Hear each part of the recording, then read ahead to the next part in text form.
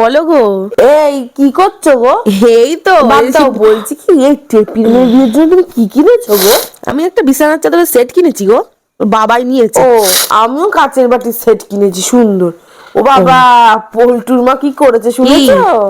আরে উনি আবার ফুটানি মেরে পাড়ায় হিরো সাজার জন্য একটা কম্বল কিনেছে। আর এই যে বিয়েতে তত্ত্বের মধ্যে যে বড় কম্বল গুলো দেয় না, ওই কম্বল পাঠিয়েছে। হিরো সাজবে পাড়ার মধ্যে, বলবে যে পল্টুর মা সব থেকে ভালো গিফট দিচ্ছে। বুঝলে তো, এগুলো তো ধান্দা। মানে আমাদের সবার মাঝখানে উনি কম্পিটিশন করে উনি একটা কম্বল দিচ্ছে। আর আমরা কি জানি না পল্টুর মা যে কত কিপটে। পচা মাছ খেয়ে বেড়ায় উনি, যখন মাছ বাজে পাড়াতে গন্ধে কেউ টিকতে পারে না। বাজারে লাস্টে যায় তো পচা শাকসবজি, পচা মাছ কিনতে পারে, সে একবারে ফুটানি মেরে এখন কম্বল কিনে দিচ্ছে। বুঝেছো তো, মানে আমাদের সবাইকে ছোট করে ও একদম বড় থাকবে এই জন্য। ধান্দা কেমন পাবো, ওর একটা ধান্দা কেমন। আরে তুমি কি বারবার ওইদিকে তাকাচ্ছ? আমি তোমার সাথে একটা কথা বলছি তো নাকি? এই যে ও, পল্টুর মা, তুমি কখন এলে গো? এই তো কিছুক্ষণ আগেই এইছি গো। এখন দেখছি আর কিছুক্ষণ পরে আসলে বুঝি তোমার সুবিধে হতো। বলছি কি, আমি রাখি, আমার ভাত পড়ে যাচ্ছে। তোমরা গল্প করো, আমি পরে কথা বলবো।